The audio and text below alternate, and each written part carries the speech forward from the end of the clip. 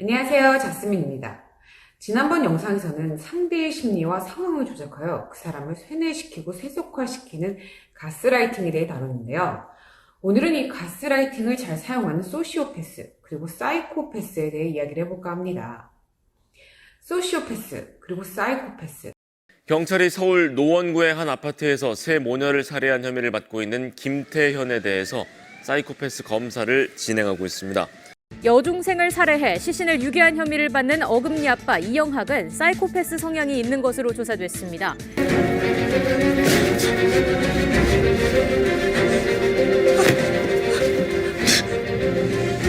난 농담 안 해. 그러게 왜 그랬어? 난 너 오래 보고 싶었는데.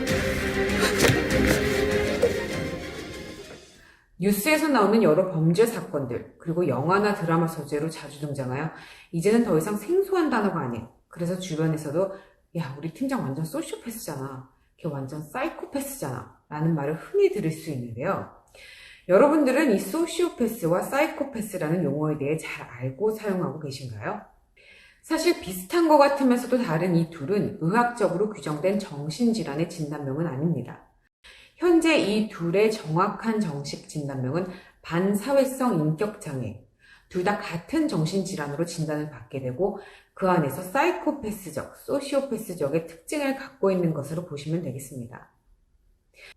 문제는 여러분들도 검색해 보시면 아시겠지만 인터넷상만 해도 너무 많은 정보들이 존재하는데요. 이 둘을 분류하는 명확한 기준은 아직 없다는 것입니다. 사이코패스의 경우 과거 정식 진단명으로 사용되다가 재분류되었기에 더 이상은 사용하지 않고, 소시오패스의 경우 일부 자료에서는 반사회성 인격장애와 동일어로 사용하는 경우가 있는데 소시오패스 역시 전문 의학 용어는 아닙니다.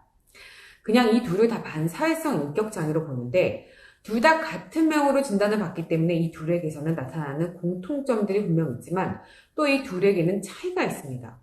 그래서 오늘은 여러 공식적인 전문의학 자료와 전문가의 내용을 바탕으로 이 사이코패스와 소시오패스의 정식 진단명인 반사회성 인격장애, 이것이 대체 무엇이고, 그리고 그 안에서 이 둘을 어떻게 다르게 보고 있는가에 대해 얘기해 보려고 합니다. 자, 우선 반사회성 인격장애.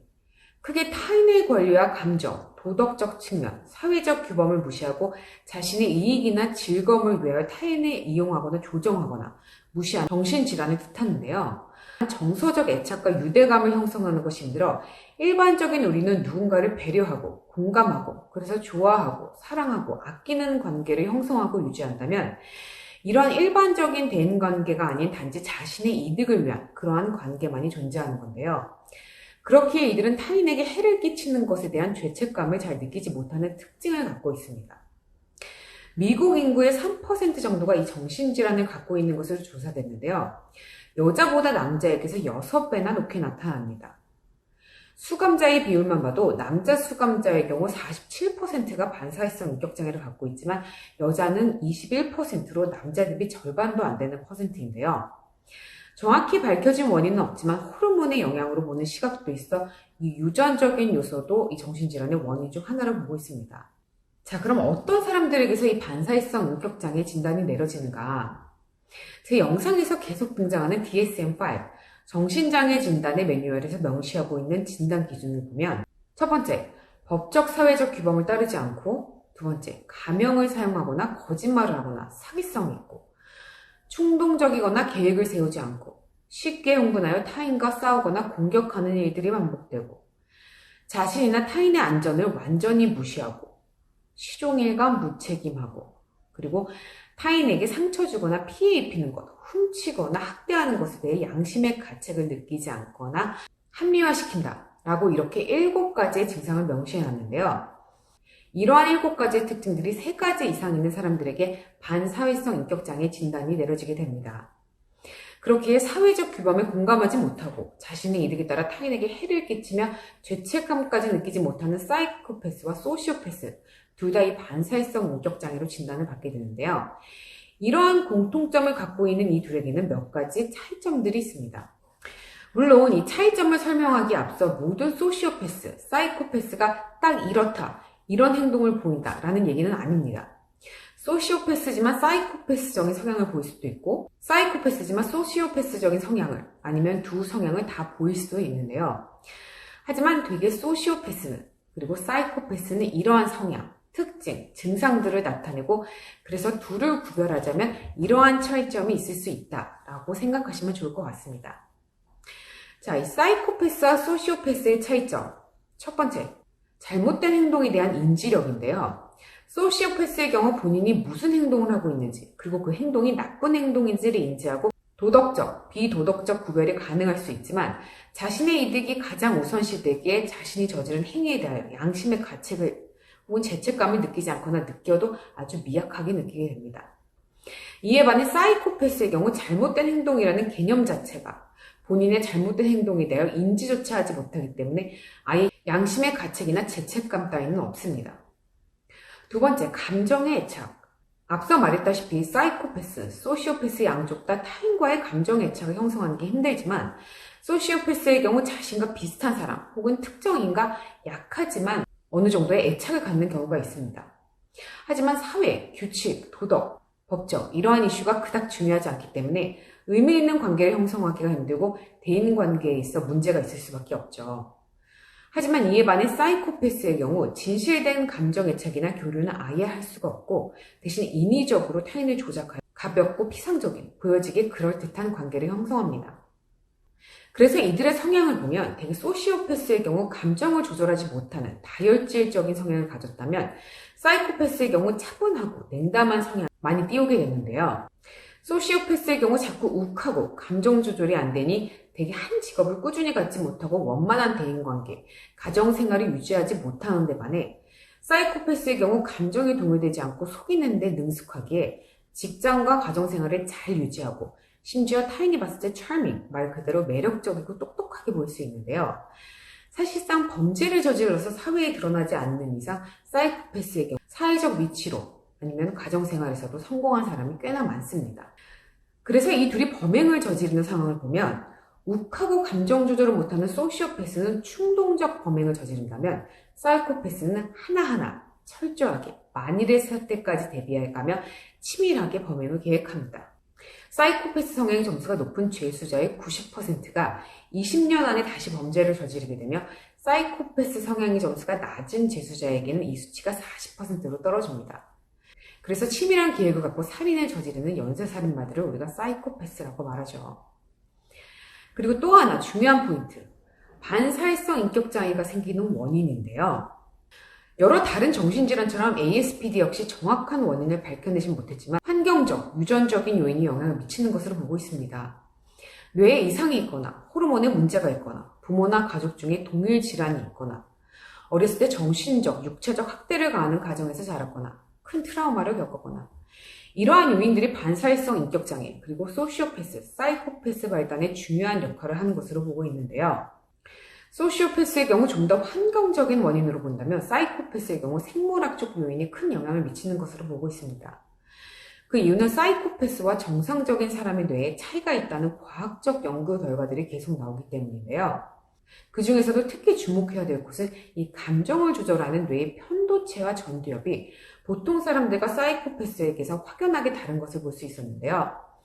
우선 감정을 조절하고 불쾌감이나 공포에 대한 학습 혹은 기억에 대하여 중요한 역할을 하는 이 편도체. 주위의 편도체를 파괴하면 본능적인 공격성, 두려움이 사라지기 때문에 고양이를 무서워하지 않는 것을 볼 수 있는데요. 심각한 사이코패스에 대해서 이 편도체의 활동이 비정상적인 것을 볼 수 있었습니다. 그렇게 이들은 두려움을 느끼지 못하고 충동이나 공격적인 조절할 수가 없다는 것인데요.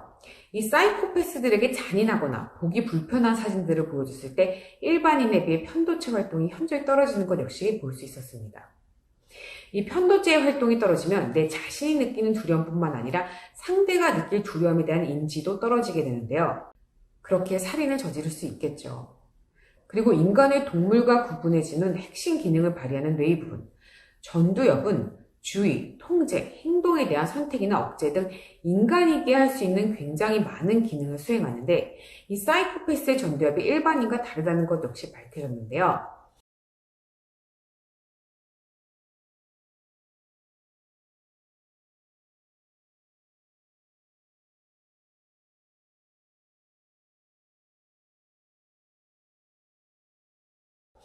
그렇기 때문에 사이코패스 자신의 행동을 객관적으로 보고 판단하여 자제하고 억제하지 못한다는 겁니다. 물론 평범한 사람도 가끔 죽여버려. 진짜 죽여버리고 싶다 라는 말을 합니다. 누군가를 죽이고 싶다라는 생각은 일반인도 할 수 있고 상황에 따라 정말 죽이고 싶다라는 충동을 느낄 수도 있는데요. 하지만 그 행동에 대해 도덕적인 판단 혹은 완전 범죄는 있을 수 없다라는 이성적인 판단 아래 그것을 실행에 옮기지는 않습니다. 하지만 사이코패스는 이 전두엽의 기능이 떨어지기 때문에 판단력과 자제력이 떨어져 살인 충동을 느꼈을 때 실행에 옮길 수 있다는 거죠. 그래서 이들이 범죄를 저지를 확률이 일반인보다 높을 수밖에 없겠죠. 그런데 우리가 또 주목해야 될 사항은 꼭 사이코패스의 뇌를 가졌다 해서 잔인한 정신병자이거나 범죄자가 되는 건 아니라는 겁니다. 제가 나온 학교의 교수님이신 뇌신경과학 박사 제임스 펠런이 흥미로운 사실을 발견해서 화제가 됐었는데요. 사이코패스의 뇌를 연구하다가 자신의 뇌가 사이코패스의 뇌와 같은 것을 발견했습니다. 물론 펠런 교수님이 남들과 다르고 남들 역시 그가 다르다는 것을 알고 있었고 추후 가족들에게서 여러 살인범들이 있었다는 유전적인 요인도 있다는 것을 알 수 있었지만 정작 펠런 박사는 여지까지 살면서 폭력적이었던 적이 없고 3명의 자녀와 아내를 둔 남편이자 대학교에서는 인정받는 교수님이셨는데요. 자, 그럼 여기에서 시사하는 바는 무엇이냐? 유전적으로 사이코패스의 뇌를 갖고 있다 해도 무조건 반사회성 인격장애 성향이나 행동이 나타나거나 범행을 저지르는 것이 아니라는 거죠. 유전적 요인이 있는 데다 어린 성장기에 안 좋은 환경에 노출되면 그 사이코패스의 기질은 극대화될 수 있지만 반대로 따뜻한 가정 아래 올바른 교육과 좋은 환경에서 자란다면 유전적 요인이 발휘되지 않을 수도 있다는 건데요.